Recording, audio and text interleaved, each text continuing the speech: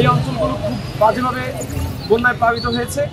আমরা সেই ধারাবাহিকতা আমরা বলতে চাই, এই 25-এও আমরা যে বৃষ্টি দেখছি সেই বৃষ্টির লক্ষণ দেখে আমরা আগাম বন্যার একটা দেখতে পাচ্ছি। সেই থেকে আমাদের ছাত্র সমাজ এবং ছাত্র জনতা সহ আমরা হচ্ছে মাননীয় প্রধান উপদেষ্টার কাছে আমরা প্রায় 7টি আমাদের দফা দাবি পেশ করছি। সেই জায়গা থেকে আমরা বলতে চাই, নোয়াখালীতে খাল ও ড্রেনেজ ব্যবস্থার অকার্যকারিতা এবং হচ্ছে খাল জলাশয় ভরাট ও অবৈধ দখলের বিষয়গুলোতে আমরা দেখেছি এইগুলোর কারণে হচ্ছে নোয়াখালীতে জলাবদ্ধতা অনেক বেশি বড় আকারে ধারণ করেছে। সেই জায়গা থেকে আমরা ইতিমধ্যে 7টি দফা আমরা প্রধান উপদেষ্টার কার্যালয় বরাবর আমরা প্রদান করতে চাই। সেই প্রেক্ষিতে আমরা প্রথম দফাটি হলো, নোয়াখালী জেলার সকল খাল ও ড্রেন জলাশয় জরুরি ভিত্তিতে পরিষ্কার ও সংস্কার করতে হবে। দ্বিতীয় দফা হচ্ছে, অবিলম্বে সকল অবৈধ দখল উচ্ছেদ করে খাল ও জলাশয়ের স্বাভাবিক প্রবাহ নিশ্চিত করতে হবে। 3 নম্বর, জেলার সকল খালের সরকারি নকশা জনসাধারণের জন্য প্রকাশ করতে হবে।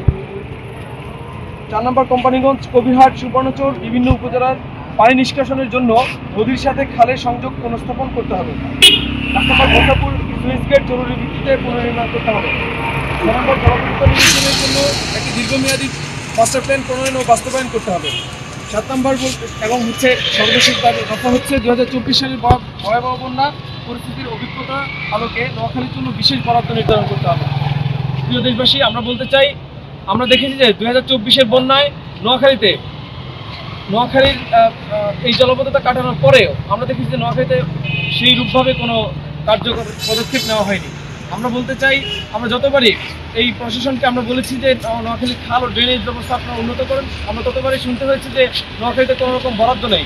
সেই পরিপ্রেক্ষিতে আমরা হচ্ছে মাননীয় প্রধান উপদেষ্টা ও তার কার্যালয় বরাবর আমরা বলতে চাই যে অতি দ্রুত আমাদের নোয়াখালীর খাল ও ড্রেনেজ ব্যবস্থা পুনরায় সচল করার জন্য একটি সুন্দর এবং হচ্ছে একটি ভালো একটি ফিগার যেন আমাদের নোয়াখালীর জন্য বরাদ্দ করা হয়।